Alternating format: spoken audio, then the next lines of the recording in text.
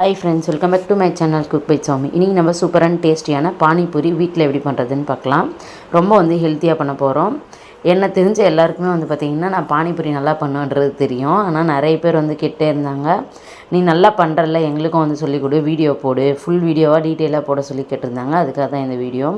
புதினா, கொத்தமல்லி, அதுக்கப்புறம் இஞ்சி, அப்புறம் பூண்டு, மிளகாய் இது எல்லாத்தையும் ரெடி பண்ணி வச்சிக்கணும். கேரட்டு, கொத்தமல்லி, வெங்காயம், தக்காளி இது எல்லாத்தையும் இந்த மாதிரி கட் பண்ணி எடுத்துக்கோங்க. பொட்டேட்டோவை இந்த மாதிரி வேக வச்சு எடுத்து வச்சுருக்கேன் நான். ஃபஸ்ட்டு இது எல்லாத்தையும் நம்ம ப்ரிப்பேர் பண்ணி வச்சுக்கணும். நம்ம கொத்தமல்லி, புதினா, அதுக்கப்புறம் இஞ்சி, பூண்டு, பச்சை மிளகாய் இது எல்லாத்தையும் நல்லா அரைச்சிட்டு வந்துடணும். இதுதான் பார்த்திங்கன்னா நம்ம பானிபூரி ரசத்துக்கு நம்ம ரெடி பண்ணுற பொருட்கள். இப்போ இது எல்லாத்தையும் நல்லா அரைச்சிட்டு வந்துடலாம். நல்லா நைஸாக அரைக்கணும். ஃபஸ்ட்டு கொரன்னு தான் அரையும். அதுக்கப்புறம் தண்ணி ஊற்றி நம்ம நல்லா அரைச்சி எடுத்துக்கலாம். பாருங்கள், சேர்த்துட்டேன். மிளகாவை இந்த மாதிரி உடச்சி சேர்த்துக்கோங்க. அப்போ தான் நல்லா அரைப்படும். நம்ம முழுசாக சேர்த்துட்டுனா சரியாக அரையாது. இப்போ கொரப்பாக அரைச்சிட்டு காட்டுறேன் பாருங்கள். இப்போ கொரப்பாக அரைச்சாச்சு.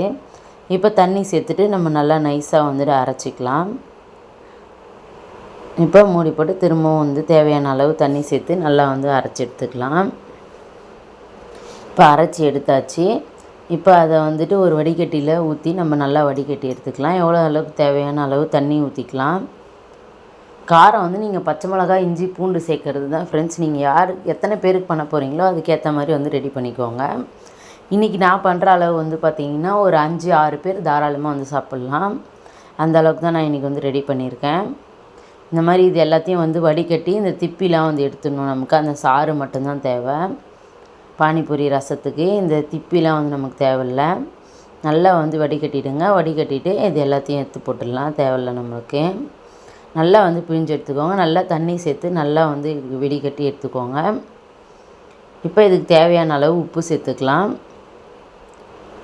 இப்போ மிளகுத்தூள் நான் 1/2 ஸ்பூன் சேர்த்துக்கிறேன். அதே 1/2 ஸ்பூன் பார்த்திங்கன்னா சீரகத்தூள் சேர்த்துக்கலாம். இப்போ கரம் மசாலா கொஞ்சமாக சேர்த்துக்கிறேன். நம்ம எடுக்கிற இதுக்கு ஏற்ற மாதிரி நம்ம காரம் சேர்த்துக்கோங்க. இப்போ தனியாத்தூள் சேர்த்துக்கோங்க. தனியாத்தூளும் சேர்த்தாச்சு. இப்போ சில்லி பவுடர் கொஞ்சமாக சேர்த்துக்கலாம். இது எல்லாத்தையும் சேர்த்துட்டு நல்லா கலந்து விட்டுருங்க. இப்போ புளி ஒரு குட்டி நெல்லிக்காய் சைஸ் அளவுக்கு புளி ஊற வச்சுருக்கேன். அதையும் நம்ம அப்புறமா சேர்த்துக்கலாம். இப்போ நம்ம உருளைக்கிழங்கு மசாலா ரெடி பண்ணிக்கலாம். எண்ணெய் ஊற்றிட்டேன்.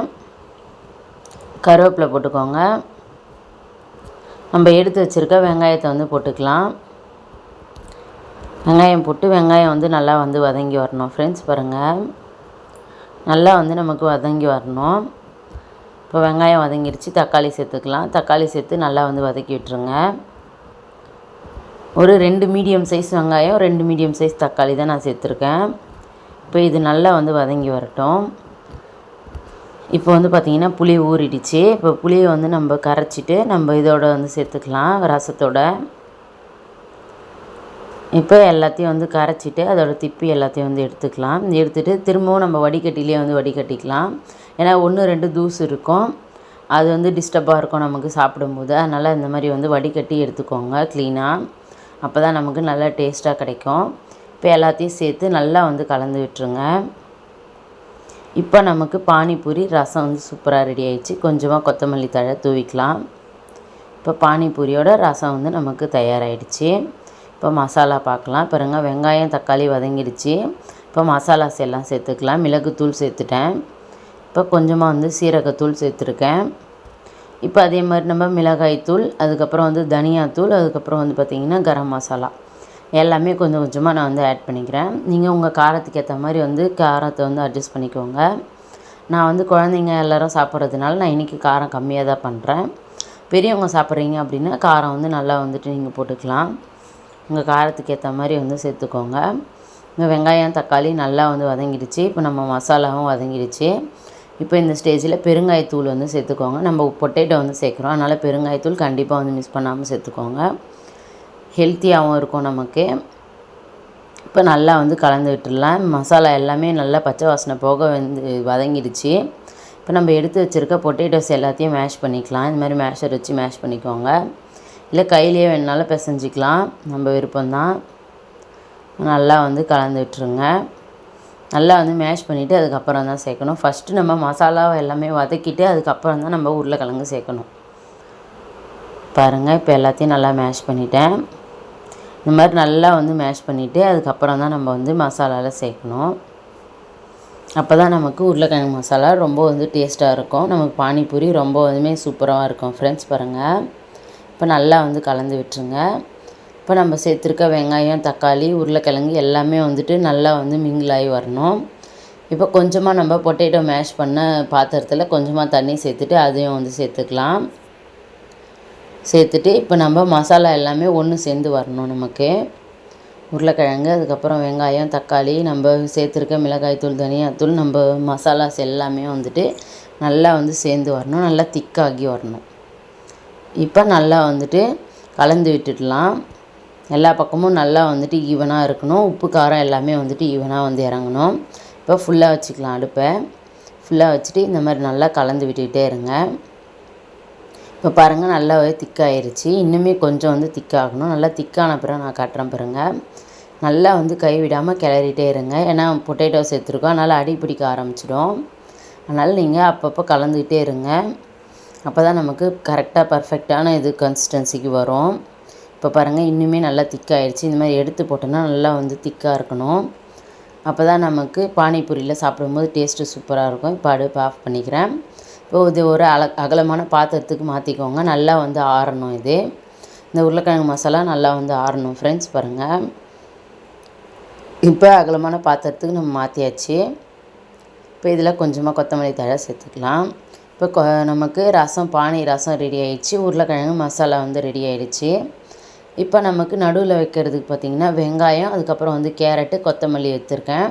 இது எல்லாத்தையும் வந்துட்டு நல்லா வந்து கலந்து விட்டுருங்க. கை வச்சு மூணுத்தையும் நல்லா வந்து மிக்ஸ் பண்ணிக்கோங்க. மிக்ஸ் பண்ணிவிட்டு நமக்கு வைக்கும்போது எல்லா பக்கமும் நமக்கு கேரட்டு, வெங்காயம் எல்லாமே வந்து ஒரே மாதிரி இருக்கும். அதனால் இந்த மாதிரி கொத்தமல்லி, கேரட்டு எல்லாத்தையும் வந்து நல்லா மிக்ஸ் பண்ணிக்கோங்க. மிக்ஸ் பண்ணி இதை வந்து ரெடி பண்ணி வச்சுக்கலாம். இந்த மாதிரி வந்து ரெடி பண்ணி வச்சுக்கணும் ஃபஸ்ட்டு. அப்போ தான் நமக்கு பானிபூரி உடச்சி உள்ளே வைக்கும்போது டேஸ்ட் வந்து பக்காவாக இருக்கும். நமக்கு கண்டிப்பாக வந்து இதை சேர்த்து பண்ணுங்கள். அப்போ தான் டேஸ்ட் ரொம்பவே சூப்பராக இருக்கும். கேரட் அதிகமாக இருக்க மாதிரி இருந்துச்சு, அதனால் நான் கொஞ்சம் கேரட்டை எடுத்துடுறேன். இப்போ நமக்கு வெங்காயம், கேரட்டு, கொத்தமல்லி இது வந்து ரெடி ஆகிடுச்சு. இப்போ நம்ம எண்ணெய் ஊற்றி பானிபூரி, நம்ம ரெடிமேட் கடையில் வாங்குகிற பானிபூரி தான் இன்றைக்கி வந்து எடுத்துருக்கோம். இப்போ நம்ம வச்சுருக்க பானிபூரி எல்லாத்தையும் வந்து பொரித்து எடுத்துக்கலாம். இந்த மாதிரி பானிபூரி வந்து பார்த்திங்கன்னா இப்போ சந்தையில் ஒரு சின்ன சின்ன கடைகளில் இப்போ எல்லா இடத்துலையுமே வந்துட்டு நமக்கு பானிபூரி அவைலபிளாக கிடைக்குது. அதனால் இதுவே நமக்கு வந்து சிம்பிளாக இருக்கும். நம்ம வாங்கி வந்து பொரிச்சிக்கலாம். இப்போ கடையிலேயே மோஸ்ட்லி வந்து பார்த்திங்கன்னா அதிகமாக வந்து செய்கிறதில்ல. இந்த பானிபூரி தான் எல்லா இடத்துலையும் வந்துட்டு சேல் பண்ணுறாங்க. அதனால் நமக்கு வேலையும் கொஞ்சம் சட்டுன்னு முடிஞ்சிடும். அதனால் இந்த மாதிரி வந்து வாங்கிக்கோங்க. ஒரு 10 ரூபா பேக்கெட்லேருந்து நமக்கு கிடைக்குது பானிபூரி. 10 ரூபா, 20 ரூபா நம்ம வசதிக்கு ஏற்ற மாதிரி நம்ம வந்து வாங்கிக்கலாம். நம்ம வீட்டுக்கு ஒரு நாளைக்கு பண்ணுறோம் அப்படின்னா ஒரு 20 ரூபாய்க்கு வாங்கினா போதும். அதே வந்துட்டு நிறைய கிடைக்கும். இப்போ இந்த மாதிரி நல்லா வந்து பானிபூரியை பொரித்து எடுத்துக்கலாம். எண்ணெய் நல்லா காஞ்சதுக்கப்புறம் தான் நம்ம வந்து பூரி சேர்க்கணும். அப்போ தான் நமக்கு நல்லா எலும்பி வரும். எண்ணெய் காயறதுக்கு முன்னாடியே நம்ம சேர்த்துட்டோன்னா பூரி வந்து நல்லா எலும்பி வராது. அதே மாதிரி பூரி மேலே எண்ணெய் நல்லா தெரிச்சுட்டு நம்ம வந்துட்டு பொரிக்கணும். பாருங்கள், நல்லா வந்து கலந்து விட்டுகிட்டே இருக்கணும் நம்ம. அப்போ தான் நல்லா பூரி வந்து எல்லா பக்கமும் ஒரே மாதிரி ஈவனாக வந்துட்டு வறுபட்டு வரும். கலரும் நல்லாயிருக்கும் நமக்கு. இல்லைனா வந்து ஒரு பக்கம் வந்து கலர் மாறிடும், ஒரு பக்கம் வந்து ரொம்ப வந்துட்டு வெள்ளையாக இருக்க மாதிரி இருக்கும். அதனால் 2 பக்கமே நல்லா திருப்பி போட்டு ஃப்ரை பண்ணி எடுத்துக்கோங்க. அப்போ தான் நமக்கு கரெக்டாக பர்ஃபெக்டாக இருக்கும். நீங்கள் நல்லா பொரியாமே எடுத்துட்டிங்கனால சப்பையாகிடும் எல்லாமே. கொஞ்சம் நேரம் காற்று போனதுக்கப்புறம் இதாகிடும். இப்போ பார்த்தீங்கன்னா பானிபூரி எல்லாத்தையும் நான் வந்து பொரிச்சிட்டேன். பாருங்கள் எவ்வளோ பர்ஃபெக்டாக நமக்கு பொரிஞ்சு வந்திருக்கு பாருங்கள். இப்போ ரசமும் ரெடி ஆகிடுச்சு, உருளைக்கிழங்கு மசாலாவும் ரெடி ஆகிடுச்சு. இப்போ நம்ம பானிபூரி எல்லாத்தையும் நான் வந்து உடச்சி வச்சுருக்கேன். இப்போ இதுக்கு நடுவில் வந்துட்டு நம்ம ரெடி பண்ணி வச்சுருக்க உருளைக்கிழங்கு மசாலாவை ஃபஸ்ட்டு வந்து சேர்த்துக்கலாம். இப்போ நான் எல்லாத்துலேயும் வந்துட்டு உருளைக்கிழங்கு மசாலாவை கொஞ்சம் கொஞ்சமாக வந்து சேர்க்குறேன். பானிபூரியை உடச்சிட்டு அது உள்ளே வந்து சேர்த்துடுங்க. பானிபூரி மசாலா சேர்த்துட்டு அதுக்கப்புறம் வெங்காயம் அந்த கலவையும் நம்ம அதுக்கு அடுத்தது சேர்க்கணும். பாருங்கள், இப்போ உருளைக்கிழங்கு மசாலா நம்ம எல்லாத்துலேயும் போட்டாச்சு. இப்போ நம்ம எடுத்து வச்சுருக்க கேரட்டு, வெங்காயம், கொத்தமல்லி அதையும் வந்துட்டு சேர்த்துக்கலாம். இப்போ கடைகள்லாம் பார்த்திங்கன்னா ரொம்ப வந்து கம்மியாக கொடுப்பாங்க. நம்ம வீட்டில் செய்யும்போது பார்த்திங்கன்னா நல்லா வந்து நிறைவாக நம்ம குழந்தைங்க சாப்பிடுவாங்க. பாருங்கள், இப்போ எல்லாமே வந்துட்டு ரெடி ஆகிடுச்சு. இப்போ நம்ம இதில் ரசம் ஊற்றி நம்ம குடிக்க வேண்டியது தான். ரொம்ப சூப்பரான டேஸ்டியான பானிபூரி ரெடி ஆகிடுச்சு பாருங்கள். நீங்களும் வந்து ட்ரை பண்ணி பாருங்கள் ஃப்ரெண்ட்ஸ். ரொம்ப வந்து ஈஸியாக இருக்கும், சிம்பிளாகவும் இருக்கும். நமக்கு இதில் எந்த ஒரு கெடுதலும் கிடையாது. நம்ம வீட்லேயே வந்து ப்ரிப்பேர் பண்ணுறோம். ஏன்னா மிளகுத்தூள், சீரகத்தூள் இப்படி எல்லாமே ஹெல்த் பெனிஃபிட்ஸான பொருட்கள் தான் நம்ம வந்து சேர்த்துருக்கோம். கடைகளில் வந்து பார்த்திங்கன்னா பச்சை மிளகா தான் நிறைய வந்து சேர்த்துருப்பாங்க. ஆனால் நம்ம வீட்டுக்கு பண்ணுறோம் அப்படின்றதுனால நம்ம பச்சை மிளகாலாம் கம்மி பண்ணிட்டு மிளகுத்தூள், சீரகத்தூள் வந்து அதிகமாக சேர்த்துருக்கோம். இப்போ பாருங்கள், எல்லாத்துலேயும் நம்ம பானிபூரி ரசத்தை ஊற்றியாச்சு. ரொம்ப வந்து சூப்பரான டேஸ்டியான பானிபூரி ரெடி ஆகிடுச்சு. ரெசிபீஸ்க்கு நம்மளோட சேனலை சப்ஸ்கிரைப் பண்ணிக்கோங்க. தேங்க்யூ, பாபாய். இன்னொரு சூப்பரான வீடியோவில் சந்திக்கலாம்.